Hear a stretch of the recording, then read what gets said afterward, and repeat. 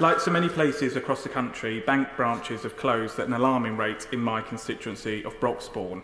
Not so long ago, residents could pop down to a branch of every major high street bank in the towns of Waltham Cross, Cheshunt and Hoddesdon. Just last week, Halifax became the latest bank branch to shut its doors in Waltham Cross. While in Hoddesdon, the former site of the Barclays remains empty, a scar on an otherwise vibrant town centre. And in my town of Cheshunt, a town of 40,000 people, not a single bank branch remains. This simply cannot be right.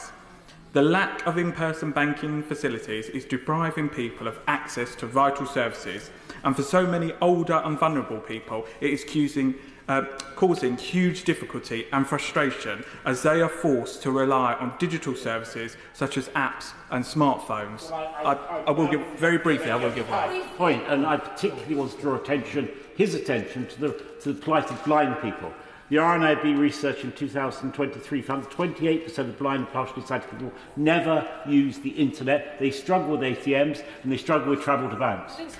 I completely agree with the point that my right honourable friend has just made. It is really important that we expand the rules to get banking hubs in more locations across the country. I mean, not least of all, my nan doesn't do online banking, and every time I go and see her, she badgers me about it. So she will specifically bank with somewhere where she can go and have those face-to-face services because she won't do the online banking. And it's a real struggle because some banks say, well, you've got to telephone, but even when you telephone a bank nowadays, you've got to have the smartphone to have the app to get a code to then sound the telephone for security. So it is very difficult for our older and disabled constituents to access those vital services. And when banks do withdraw from the high street, some of them do, for example, when Barclays went in Hoddesdon, they do a Barclays local, which for the good work of my Conservative-run Broxbourne Council, we managed to get into the spotlight, our local theatre. But it's cashless.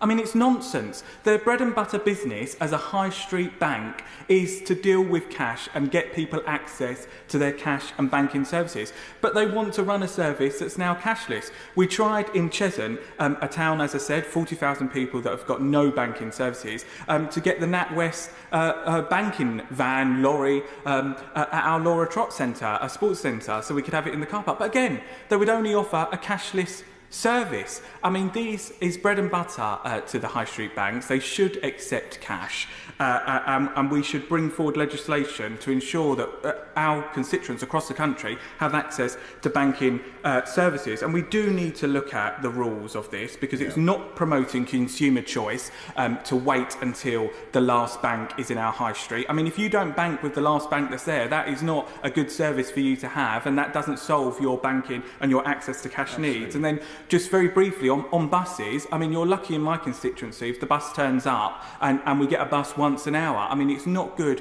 when we do the analysis to look at where locations are where we can put banking hubs to include public transport that is just very, very unreliable. So we need to widen the criteria to enable more banking hubs to be opened up across the country.